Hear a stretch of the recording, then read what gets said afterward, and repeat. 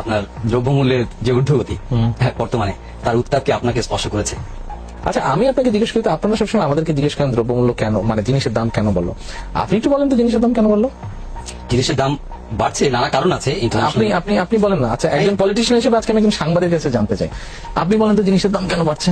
ধরেন চালের কেজি এখন যদি আমি ধরে নিই 19-20 টাকা, এবারে চালের কেজি 18 থেকে 20 টাকা যদি ধরে নিই আমি, এটাকে কেন 10 টাকা করা সম্ভব না?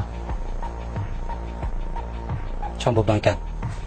আমি আপনার কাছে জানতে চাচ্ছি।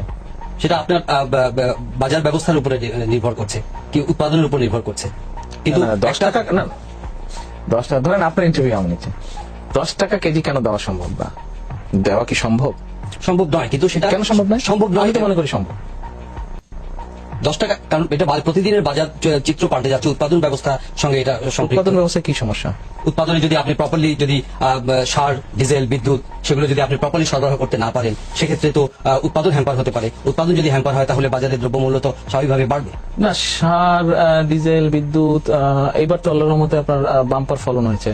তো যদি সার, ডিজেল, বিদ্যুৎ এগুলা যদি সরবরাহ করা সম্ভব না, তো বাম্পার ফলন হলো কেমন করে? ক্রপ বেশি হয়েছে, লাস্ট ক্রপ সিজনে ক্রপ কিন্তু বেশি হয়েছে। এক্সপেক্টেড যেটা গ্রোথ ছিল বা এক্সপেকটেশন যেটা ছিল আল্লাহর রহমতে তার থেকে বেশি হয়েছে। আমরা তো বলছি যে আপনার একটা রিজনেবল একটা প্রাইস, সেটা আপনি what is the reasonable price দেন?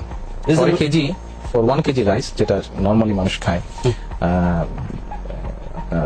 28 বা 29 যেটা আছে, 28 বা 29 যেটা আছে চাল, এরই তো এটা ধরেন 10-12 টাকা কেজি যদি দিতে হয়, কি করা যায়, কেমন করে দেওয়া যায়? সেটা আপনার চিন্তা, কারণ আপনার দল ক্ষমতায়, আপনি সরকার জনগণের দায়িত্ব পালন করছেন এবং জনগণের কমফোর্টের মুশকিল বুঝলাম। তো আপনার কাছ থেকে কি জানতে পারবো না? আপনার কাছ থেকে একটা জিনিস জানলে আমি কি আমার দলকে বলতে পারি, আমার দল ওটা নিয়ে চিন্তা করে হতে পারে। আপনি যদি বুদ্ধিটা বাতলে দিতে পারেন, এটা করলে দেশের মানুষ উপকৃত হবে। না, আমি তো রাজনীতিবিদ নই। রাজনীতিবিদ না, তাহলে দেশ নিয়ে তো চিন্তা করেন। রাজনীতিবিদ হলেই কি দেশ নিয়ে চিন্তা করতে হবে? সরকার তো আমি পরিচালনা করছি। ডাজন্ট ম্যাটার, সরকার আপনি পরিচালনা, কিন্তু একটা তো উপায়, বুদ্ধি বা দেশের ভালোর জন্য তো একটা আইডিয়া দিতে পারেন। সেটার জন্য তো আপনার ক্লিক করলে, হ্যাঁ সেটার জন্য তো আপনারা রয়েছে। না, সেটার জন্য আমরা নেই। আমরা তো ভাই আপনাদের কাছ থেকে জিজ্ঞেস করি। আমরা রাজনীতিবিদ যদি বলেন, রাজনীতিবিদরাও আপনাদের কাছ থেকে জিজ্ঞেস করি তো করে। আমি তো জানতে চাচ্ছি কিভাবে সম্ভব।